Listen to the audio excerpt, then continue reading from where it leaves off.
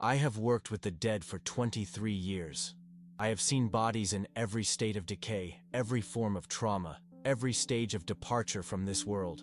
I have washed the blood from gunshot victims, prepared the remains of car accident casualties, and closed the eyes of elderly patients who slipped away peacefully in their sleep.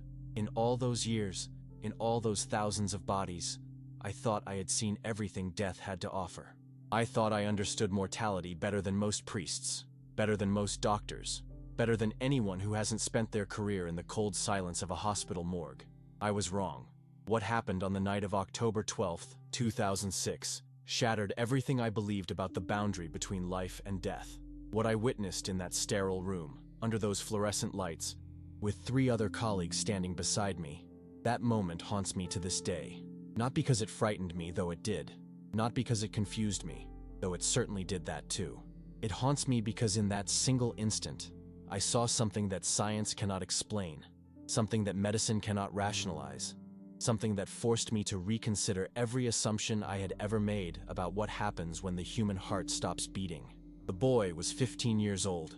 His name was Carlo Acutis, and when his body moved on that metal table, when something shifted in a way that defied every law of biology I had learned in my career, I understood that some souls are simply different from the rest of us. Some souls carry a light that even death cannot extinguish. My name is Gianluca Ferrante. I am 66 years old now, and I have been retired from San Gerardo Hospital in Monza for 8 years. But I remember that night as clearly as if it happened yesterday. I remember the weight of exhaustion in my bones as the shift neared its end.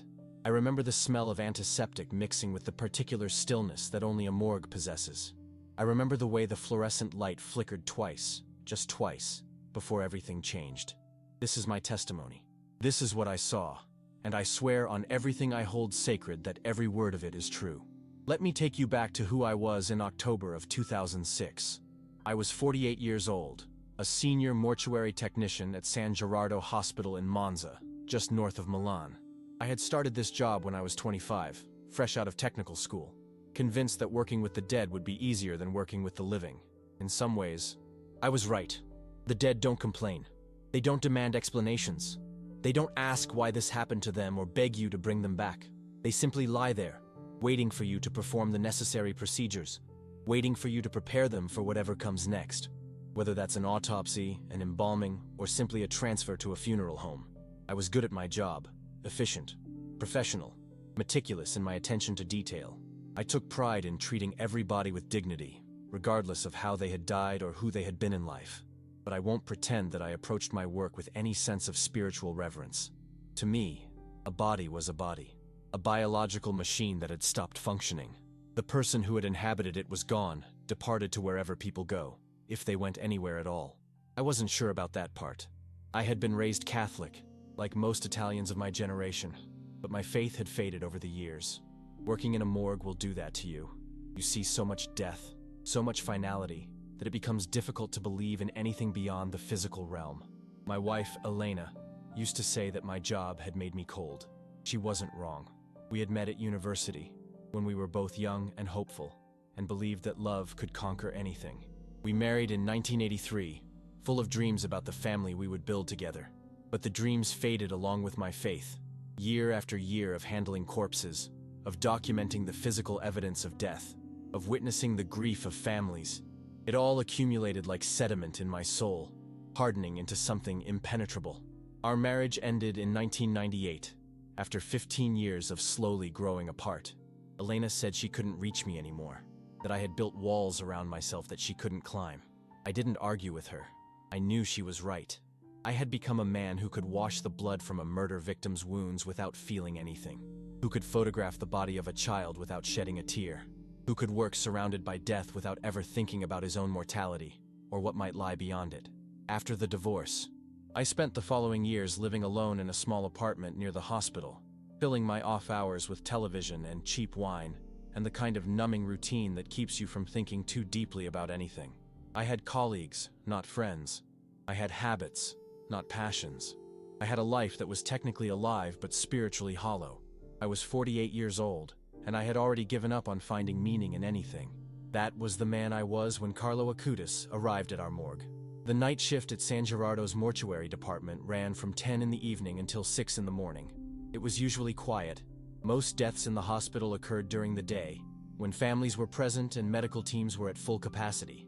The night shift was for paperwork, for cleaning, for the occasional transfer from the intensive care unit or the emergency room. We typically processed 2 or 3 bodies per shift, sometimes none at all. It was the kind of work that encouraged complacency, that lulled you into thinking that nothing unexpected would ever happen in those sterile, fluorescent-lit rooms. On October 11, 2006, I arrived for my shift at 9:45 as usual. The evening was cool, the first real hint of autumn settling over Lombardy. I remember the smell of fallen leaves in the parking lot, the distant sound of traffic on the highway toward Milan. The hospital loomed above me, its windows glowing with the warm light of occupied rooms, its corridors filled with the drama of life and death that I had become immune to over the years. I remember thinking that I only had 8 more hours until my shift ended, until I could go home and sleep through the morning and wake up to another empty afternoon. My colleague Marcello was already in the break room when I arrived.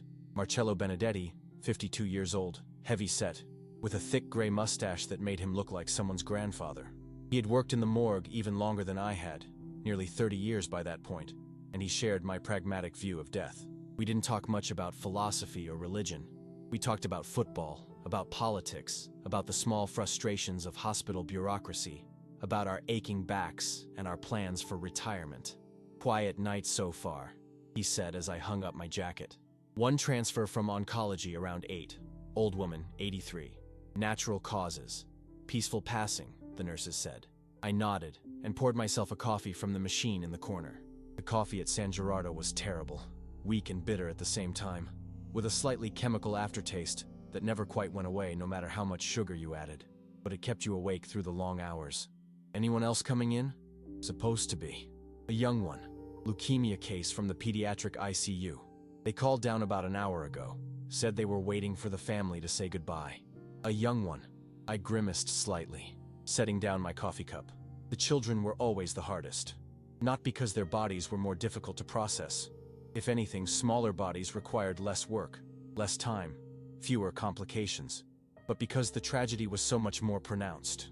A child's body on the table meant a life cut impossibly short, meant parents somewhere in the hospital screaming or sobbing or sitting in stunned silence.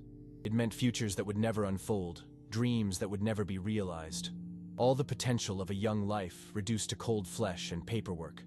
I had processed dozens of children over the years, and it never got easier. You just learned to push the feelings down, to focus on the technical aspects of the job, to not think about who they had been, or who they might have become. "How young?" I asked. 15, I think. Maybe 16. 15. The same age my nephew was at the time. Alessandro, my sister's boy, with his messy hair and his obsession with video games and his whole life stretching out before him. I took a long sip of my coffee and said nothing, trying not to imagine Alessandro lying on one of our metal tables. Around midnight, the other 2 members of our shift arrived. Paola Ricci was a younger technician, only 31, who had transferred to the morgue from the surgical department 2 years earlier. She was efficient and calm, with a dark sense of humor that helped her cope with the work. She had told me once that she preferred the morgue to surgery because at least here, she didn't have to watch people die. She only had to deal with them afterward. It was a strange kind of comfort, but I understood it. And then there was Dottore Alessandro Conti, the pathologist on duty that night. A tall, thin man in his early 60s who had the detached demeanor of someone who had spent his entire career examining the dead. Conti rarely spoke unless it was necessary, and when he did, his voice was flat and clinical, stripped of any emotional coloring. He treated bodies the way a mechanic treats engines, as systems to be analyzed, understood, and cataloged. The 4 of us settled into our routine. Paola organized the paperwork from the evening's transfer, filing forms and updating records with the quiet efficiency that characterized all her work. Marcello checked the refrigeration units, ensuring that the temperatures were correct and the bodies properly stored. Conti retreated to his office to review some files, his desk lamp casting a solitary circle of light in the darkness of the administrative area.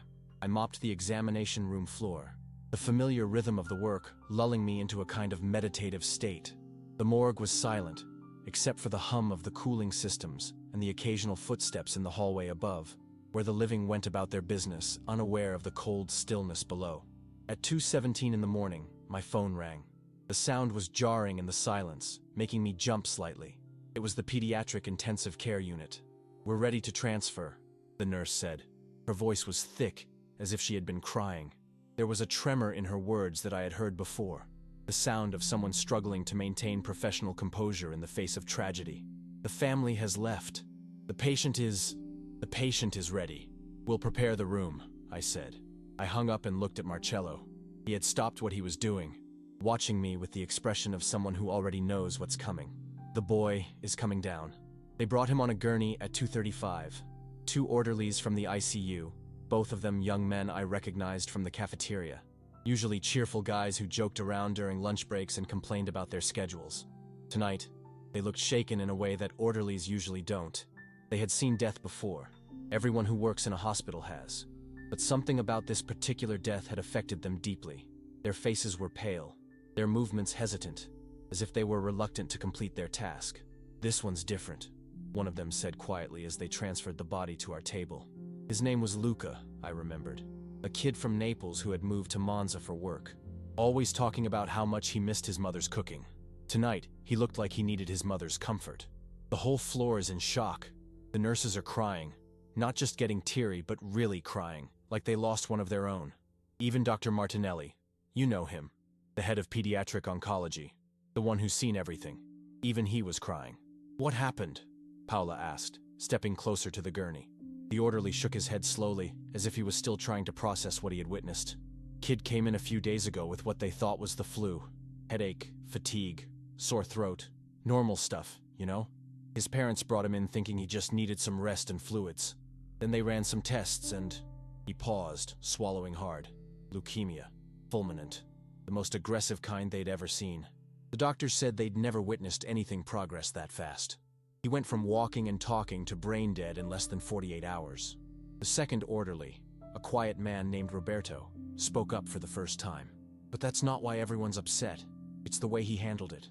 The things he said." He looked down at the still form on the gurney with something like awe in his eyes. "The nurses keep talking about how peaceful he was. How he kept comforting his parents instead of the other way around. How he told them not to worry, that he was ready to meet Jesus. That he had been preparing for this his whole life. 15 years old, and he was telling the doctors that he was offering his suffering for the Pope and for the Church. Like he knew something they didn't. Like death was just going home." After the orderlies left, I finally looked at the body properly. He was small for 15, or maybe it just seemed that way because of how thin the illness had made him. The leukemia had ravaged his body quickly, leaving him pale and diminished. Dark hair, cut short, still slightly damp from the sweat of his final hours. A face that still held traces of childhood softness, despite the pallor of death. Cheeks that should have been round with youth, but had grown hollow in his brief illness. He was wearing a hospital gown, the standard pale blue that I had seen on thousands of patients, and someone had placed a small wooden rosary in his folded hands. The beads were worn, smoothed by years of use, clearly a personal possession that someone, his mother perhaps, had wanted him to carry into eternity.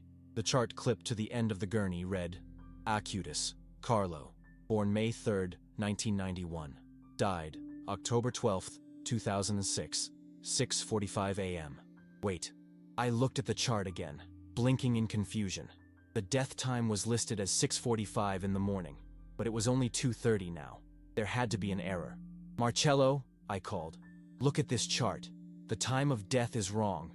It says 6:45 a.m., but that's hours from now." Marcello came over and squinted at the paperwork, adjusting his reading glasses. Maybe they meant 6:45 this morning, like the morning that already passed.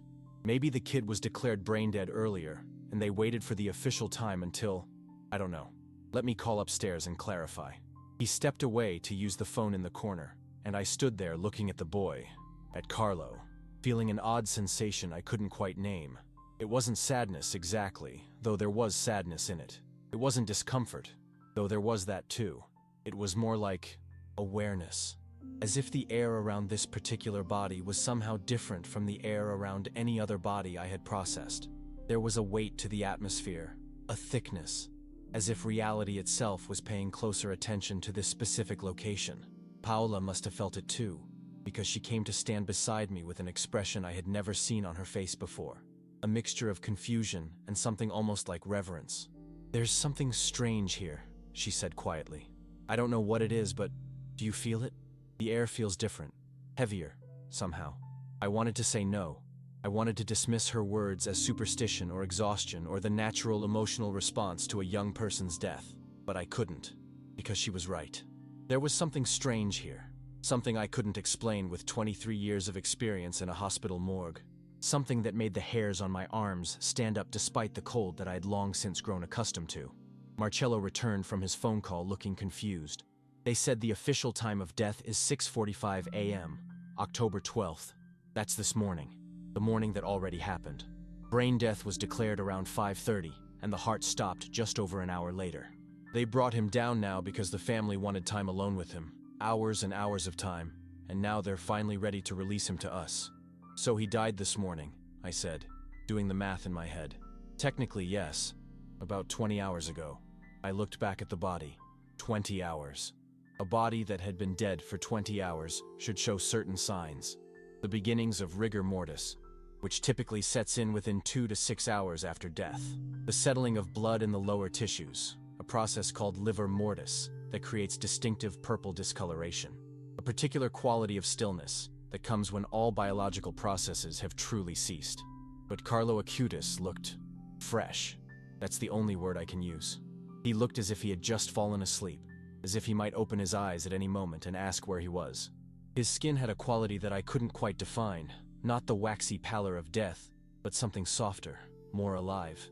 "Let's begin the intake procedures," I said, pushing aside my unease and falling back on the comfort of routine. "Paula, can you get the documentation started? Marcello, help me with the examination." We worked in silence for the next hour. The routine was familiar, photographing the body from multiple angles, noting any distinguishing features, checking for personal effects that needed to be cataloged and returned to the family. Carlo had very little with him. The rosary in his hands, its wooden beads worn smooth by countless prayers.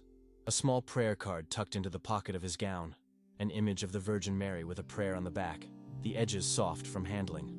A simple silver crucifix on a chain around his neck, the kind of everyday religious jewelry that devout Catholics often wore. Dottore Conti came in around 3:30 to perform his preliminary examination. He was even more taciturn than usual, moving through the procedures with mechanical efficiency, barely acknowledging our presence. But even he paused when he listened to Carlo's chest with his stethoscope. A formality, really, since the boy had been declared dead hours ago. "Strange," he murmured, frowning slightly. "What is it?" I asked, moving closer. Conti shook his head slowly. "Nothing, just residual sounds. Sometimes happens with recent deaths. Gases moving, fluids settling." He made a note on his clipboard and continued the examination, but I noticed that his hands weren't quite steady. In 35 years as a pathologist, I had never seen Conti's hands shake before. By 4 in the morning, we had completed most of the intake procedures. Carlo's body was ready to be moved to one of the refrigeration units until his family arranged for a funeral home to collect him. The paperwork was in order. Everything was exactly as it should be. And yet, none of us moved to complete the transfer.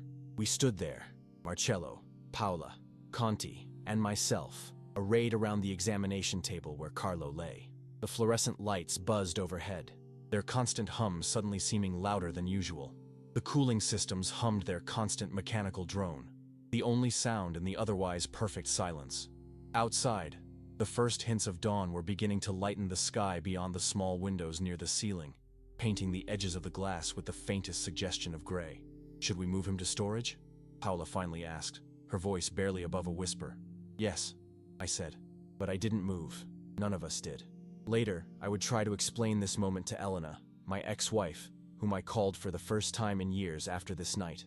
I would try to describe the feeling of being frozen in place, not by fear exactly, but by a kind of anticipation, as if we all sensed on some primal level that we were supposed to wait, that something was about to happen, that this particular moment in time was significant in a way that none of us could articulate.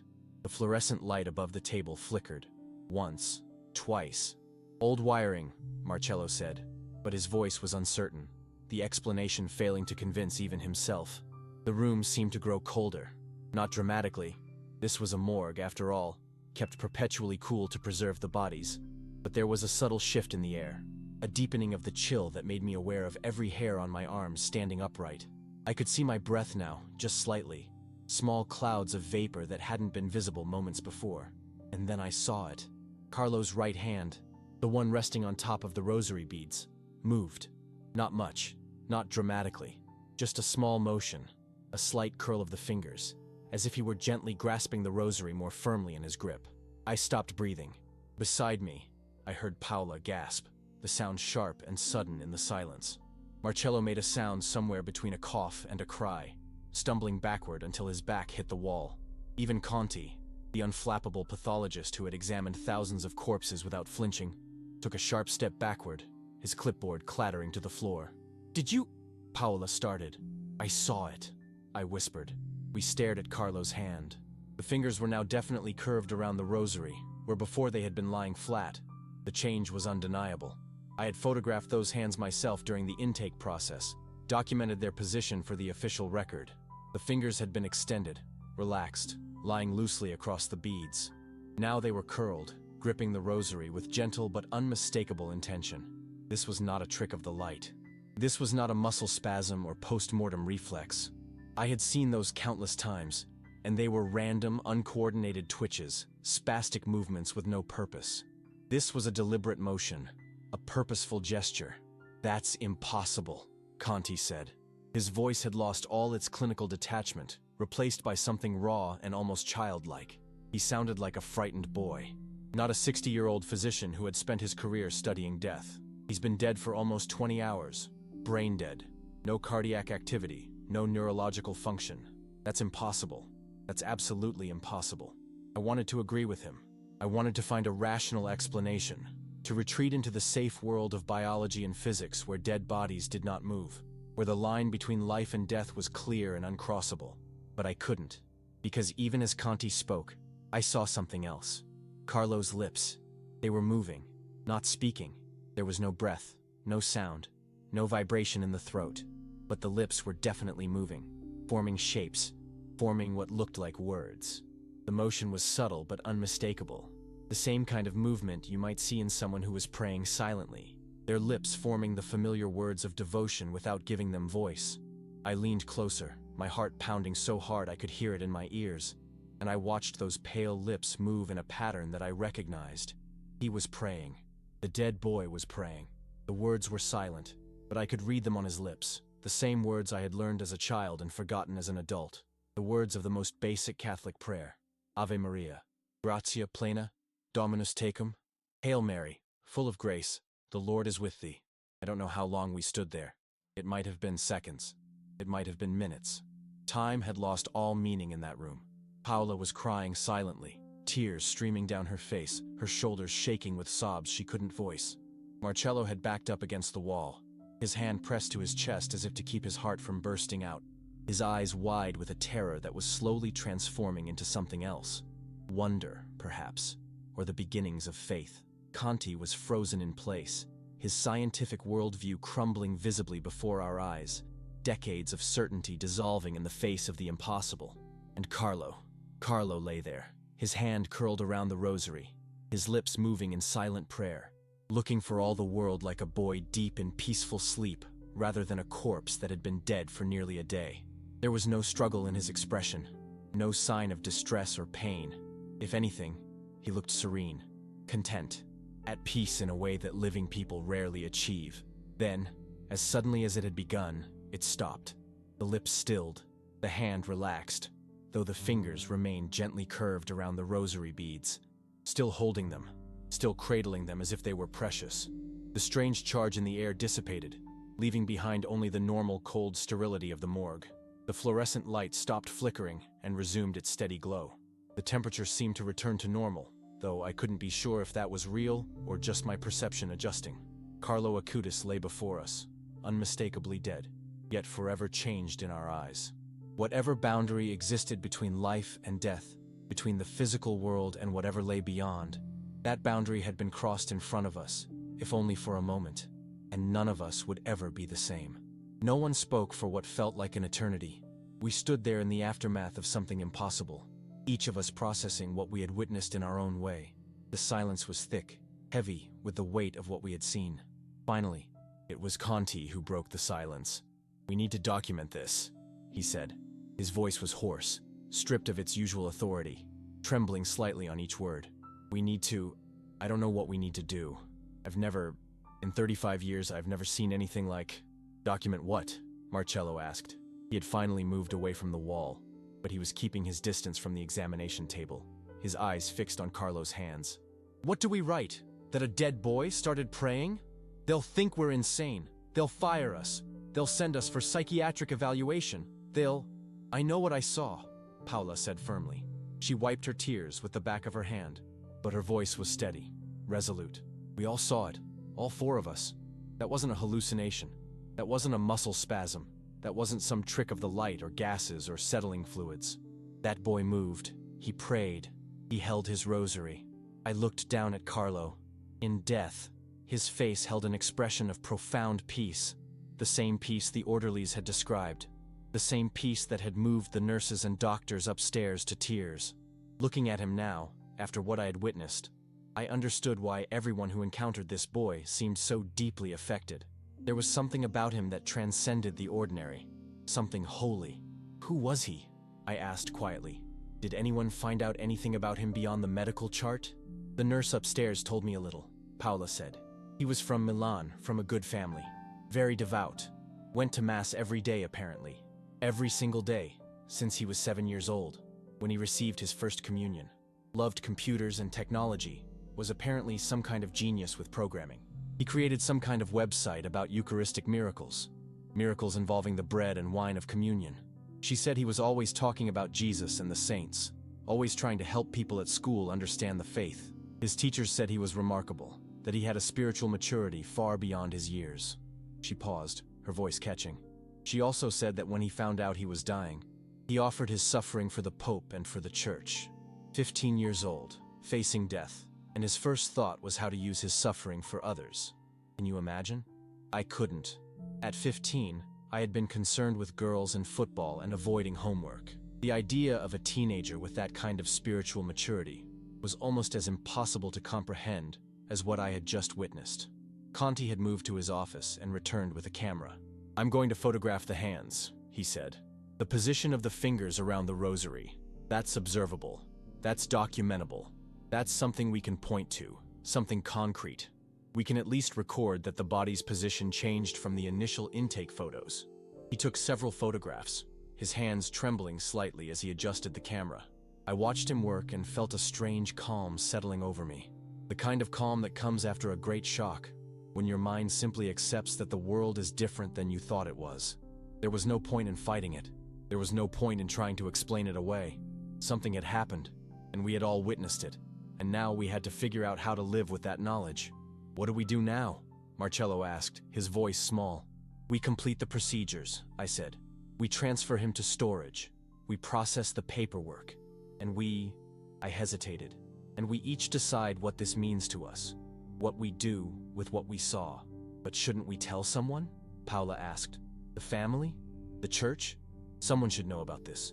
Someone should document it properly." I thought about it. What would we say? Who would believe us? 4 morgue workers claiming that a dead teenager moved and prayed. We would be laughed out of the hospital, referred for psychiatric evaluation, possibly terminated. And yet, the church has processes for things like this, Conti said slowly. He was looking at Carlo with an expression I had never seen on his face. Wonder, perhaps, or the beginning of something like faith. In all the years I had known him, I had never seen anything crack his scientific detachment, until now. If this boy was as devout as they say, if people start reporting experiences around him, the church will investigate eventually. These things have a way of coming to light. He was right, though none of us knew it at the time. We didn't know that Carlo Acutis would become one of the most celebrated young Catholics of the 21st century. We didn't know that his body would be exhumed in 2019 and found to be remarkably preserved. We didn't know that he would be beatified in 2020, with thousands of people traveling to Assisi to venerate his remains. We didn't know that miracles would be attributed to his intercession, that he would become a patron saint of the internet, that his face would appear on prayer cards around the world. All we knew, in that cold room in the early hours of October 12, 2006, was that we had witnessed something that transcended our understanding, something holy. We completed the transfer to the refrigeration unit at 5:15 in the morning. I remember the exact time because I checked my watch obsessively, as if documenting every moment would somehow make the night's events more real, more verifiable. The shift was officially over at 6, but none of us made any move to leave. We couldn't. We were bound together now by what we had witnessed, connected in a way that went beyond collegiality. We gathered in the break room, the same break room where I had poured my terrible coffee just hours earlier, when I was still a man who didn't believe in miracles. Marcello made a pot of fresh coffee, stronger than usual, and we sat around the small table in silence, each lost in our own thoughts. The dawn light was filtering through the small window now, painting everything in shades of gold and gray. "I was an altar boy," Marcello finally said. "Did you know that? 40 years ago, at Santa Maria delle Grazie in my hometown, I served Mass every Sunday until I was 16, and then I just stopped. Stopped going to church, stopped praying, stopped believing in any of it. My mother cried when I told her I wasn't going to be confirmed. She said I was breaking her heart." He paused, staring into his coffee cup as if searching for answers in its dark surface. "I've been thinking about her all morning. She died 12 years ago. Very peaceful, very faithful until the end. She told me on her deathbed that she had been praying for me every day since I left the church, praying that I would find my way back. Decades of prayers, thousands of rosaries." His voice cracked. "I thought she was just being sentimental. But now I wonder if maybe those prayers finally worked. If maybe that boy, Carlo, if maybe he was the answer." Paola nodded slowly. "I've always believed," she said. "My faith never wavered, not really. But it was, comfortable, you know? Routine. I went to Mass on Sundays, said my prayers at night, received communion at Easter and Christmas. But I never really expected anything supernatural to happen. I thought miracles were something from the Bible, from ancient times, from the stories of saints who lived centuries ago. Not something you could see in a hospital morgue in 2006. She looked at me. "What about you, Gianluca? What are you thinking?" I didn't answer right away. What was I thinking? I was thinking about Elena, about the coldness she had accused me of, the spiritual emptiness that had driven a wedge between us even before the divorce. I was thinking about my nephew Alessandro, the same age as Carlo, and how I had never once talked to him about faith or God or the meaning of life. I was thinking about 23 years of handling the dead as if they were merely biological waste, never considering that they might have souls, that death might not be the end, that something might persist beyond the failure of flesh and blood. "I'm thinking," I said slowly, "that I have wasted a great deal of time, and that maybe it's not too late to change." Conti had been silent throughout this exchange, but now he spoke. His voice was different than I had ever heard it, softer, more human, stripped of all the professional distance he usually maintained. "I became a pathologist because I wanted to understand death," he said. "I thought if I studied it long enough, examined enough bodies, ran enough tests, I would eventually understand what it means to die, what happens at that moment when life becomes non-life, where the person goes when the body stops working." He shook his head slowly. 35 years, thousands of autopsies, and I never found an answer. The body dies, organs fail, cells break down, biological processes cease. But what happens to the person, to the consciousness, the soul, whatever you want to call it? Medicine has no answer for that. He looked toward the door that led to the storage units, toward the refrigerated compartment where Carlo's body now rested. "Tonight, I think I got an answer.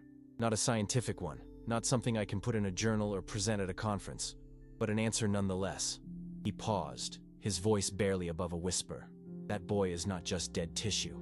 That boy is something else, something more. And I don't think I'll ever look at death the same way again." The sun was fully up by the time I finally left the hospital. The morning was bright and cold, the kind of October morning that makes you feel acutely alive, where every breath of air seems to fill your lungs with clarity. I walked to my car in a daze, the events of the night replaying in my mind on an endless loop. Carlo's hand, curling around the rosary. Carlo's lips, moving in silent prayer. The peace on his face. The profound and unmistakable peace of someone who knew exactly where he was going. I didn't go home. Instead, I drove to Santa Maria Segreta, the parish church where, I would later learn, Carlo and his family had worshipped. I didn't know that at the time. I only knew that I needed to be somewhere sacred, somewhere I could process what I had experienced. The church was nearly empty at that early hour. An old woman knelt in a pew near the front, her rosary beads clicking softly as she prayed. A young priest was arranging flowers near the altar, preparing for the morning mass. I slipped into a pew at the back and sat there, staring at the crucifix above the altar, trying to remember how to pray. The words came slowly at first, rusty from decades of disuse. Our Father, who art in heaven, hallowed be thy name. The prayer felt foreign in my mouth, like a language I had once spoken fluently but had almost completely forgotten. But as I continued, something shifted.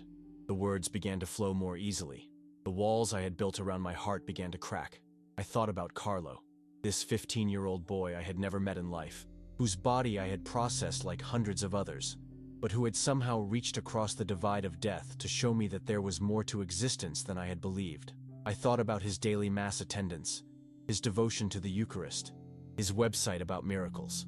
I thought about how he had offered his suffering for the Pope and the Church, how he had comforted his parents as he lay dying, how he had maintained his faith and his peace even in the face of death. What kind of faith produces a person like that? What kind of relationship with God allows a teenager to face mortality with such courage and grace? I wanted that faith. For the first time in 30 years, I genuinely wanted it. I stayed in that church for 3 hours. The old woman finished her prayers and left. The young priest noticed me sitting there and came over to ask if I was all right. I told him I was fine, that I just needed some time to think.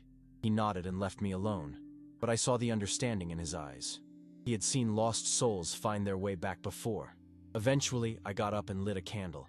I didn't know who I was lighting it for. Carlo, perhaps, or my mother, who had died when I was 30 and had always worried about my lack of faith. Or maybe I was lighting it for myself, for the man I had been before this night, and the man I was becoming. As I watched the small flame flicker in the dim light of the church, I made a decision. I would go back to confession. I would start attending Mass again. I would try to rebuild the faith I had abandoned so carelessly in my youth. And I would never forget Carlo Acutis, the boy who had shown me, in death, what it truly means to be alive. The funeral was held 2 days later, on October 14th. I didn't attend. I wasn't family, wasn't a friend, had no official connection to Carlo beyond that one night in the morgue.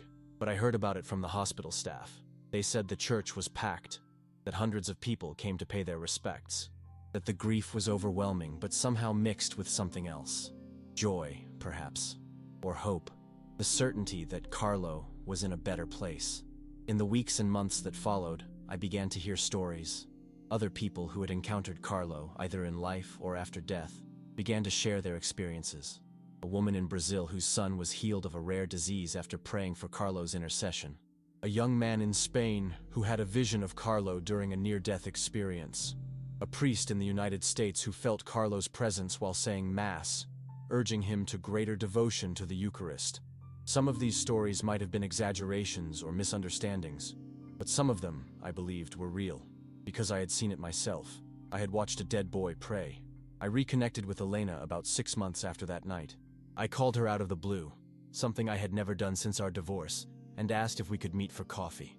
She was surprised but agreed. When she saw me, she said I looked different.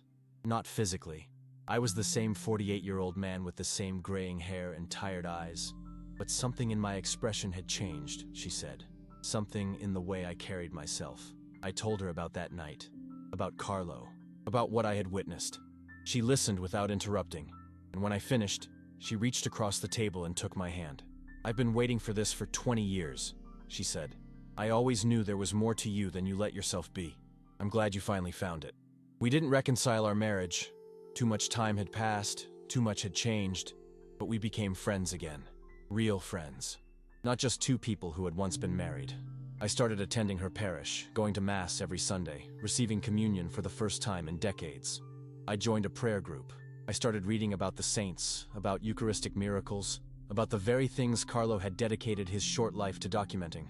And slowly, gradually, I began to understand what had happened that night in the morgue.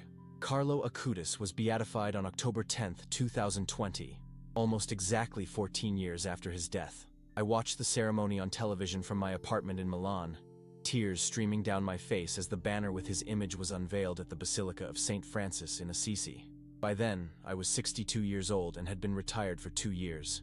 My faith had transformed from a tentative rekindling into a steady flame. I attended daily mass, just as Carlo had done. I prayed the rosary every day, those same words I had watched him mouth on that impossible night. I volunteered at my parish, helping with the youth ministry, trying to share with young people some of the wisdom and devotion that Carlo had embodied. But I had never publicly shared what happened in the morgue. Marcello, Paola, Conti, and I had made an unspoken agreement to keep our experience private. It felt too sacred to expose to skepticism and ridicule, too profound to reduce to a news story or a social media post. We each carried it in our hearts, allowing it to transform us in our own ways, but never broadcasting it to the world. Marcello returned to the church, as he had hoped that morning in the break room. He became a daily communicant, attending Mass every morning before his shift at the hospital. He died peacefully in 2018, surrounded by his children and grandchildren with a rosary in his hands, just like the one Carlo had held. His daughter told me later that his last words were about that night in the morgue, about the boy who had changed everything. Paola became a Eucharistic minister at her parish and started a prayer group dedicated to Carlo's intercession. She left her job at the morgue in 2012, unable to work with the dead any longer without thinking about what lay beyond death. She became a hospice volunteer instead, helping the dying find peace in their final hours, sharing with them, when appropriate, her testimony of what she had witnessed. Conti wrote a paper about anomalous post-mortem phenomena that never mentioned Carlo by name, but hinted at the impossibility of what we had witnessed. The paper was never published in any mainstream medical journal, but it circulated in certain circles, among doctors who had seen things they couldn't explain, among scientists who were beginning to question the purely materialist view of consciousness. He died in 2024, just months before the canonization, but his children came to Rome in his honor. As for me, I found a peace I had never known before.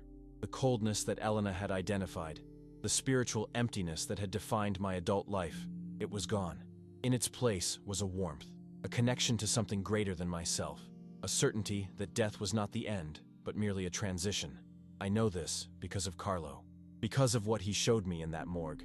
In 2019, Carlo's body was exhumed in preparation for his beatification. The report said that his body was found remarkably well preserved, not incorrupt in the miraculous sense, as his organs had been removed after death, but preserved in a way that surprised the medical professionals who examined him. His face was reconstructed with a silicone mask, and his body was placed on display in a glass case at the Sanctuary of the Renunciation in Assisi. When I heard this news, I thought about that night again. I thought about the way his body had seemed fresh, almost alive, even 20 hours after death. I thought about the peaceful expression on his face, the gentle curve of his fingers around the rosary, the silent movement of his lips.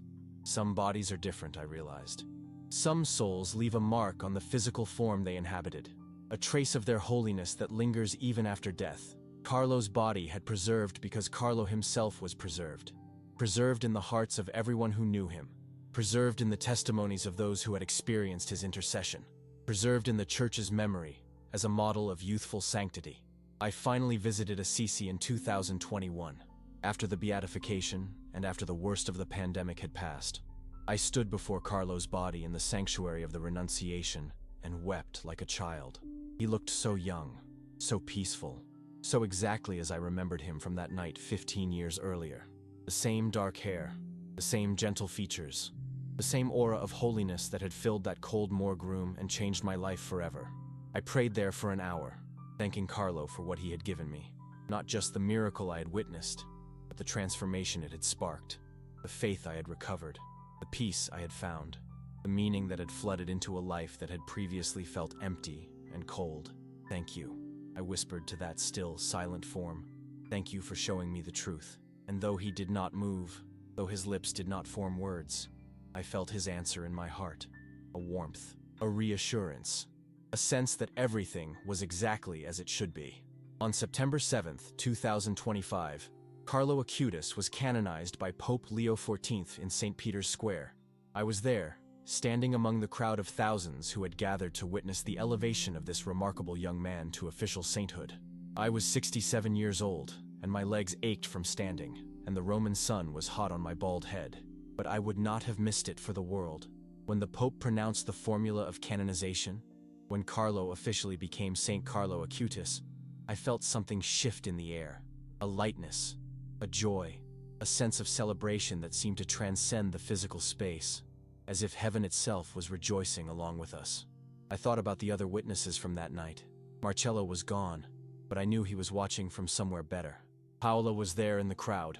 I had seen her earlier, and we had embraced and wept together, two old colleagues bound by an impossible memory. Conti had died just the year before, but his children had come to Rome in his honor, carrying his memory and his transformed faith. We had all been changed by that night, all been touched by Carlo's holiness in a way that we could never fully explain but could never deny. And now, nearly 19 years later, the church was confirming what we had known all along. Carlo Acutis was a saint. After the ceremony, I walked through the streets of Rome in a daze of joy and gratitude. I found a small church, I don't even remember which one, and slipped inside to pray. The cool darkness was a relief after the heat of the square, and I knelt in a pew and closed my eyes and let the emotions wash over me. I thought about my life before Carlo, the emptiness, the coldness, the certainty that death was the end and that nothing lay beyond the physical world. I thought about who I had been when I walked into that morgue on October 11, 2006. A man going through the motions, waiting for his shift to end, expecting nothing more than another routine night of processing the dead. And I thought about who I had become. A man of faith, a man of hope, a man who knew, not believed, but knew, that death was not the final word, that the soul continued beyond the body, that saints like Carlo could intercede for us from heaven and show us glimpses of the divine. The shift at the morgue had been ending.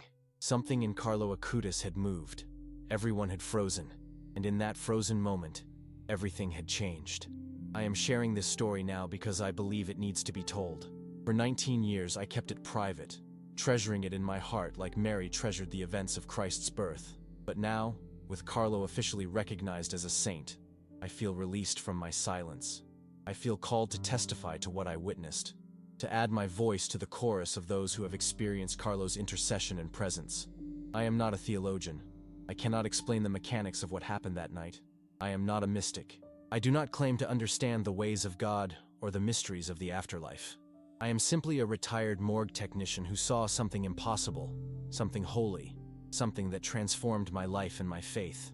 Carlo Acutis was 15 years old when he died.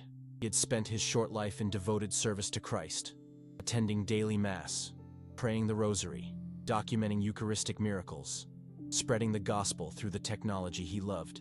He had faced death with the courage and peace of someone far older and wiser, offering his suffering for the church and comforting his parents even as his own body failed him.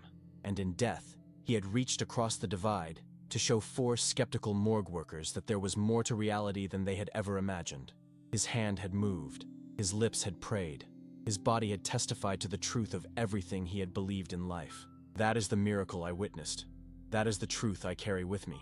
That is the gift Carlo Acutis gave to me on that cold October night, when the shift was ending and something in his body moved and everyone froze.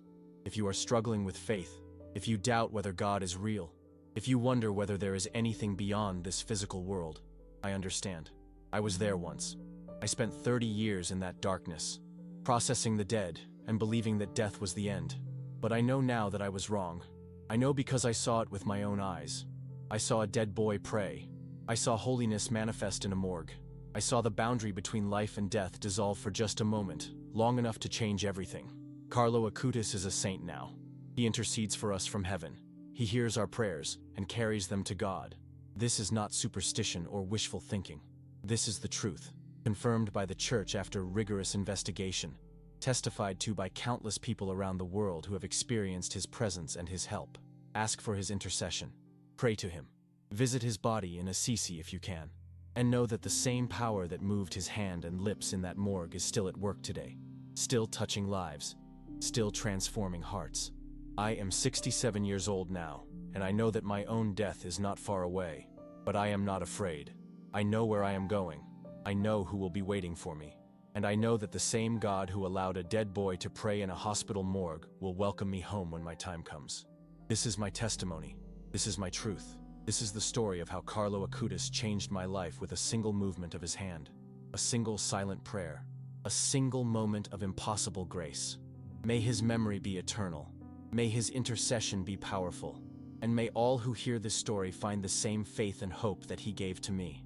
Saint Carlo Acutis, pray for us. If this story touched your heart, I invite you to ask for Carlo's intercession in your own life. Subscribe to this channel, leave a like, and turn on notifications so you never miss another testimony of faith that can inspire your journey with God.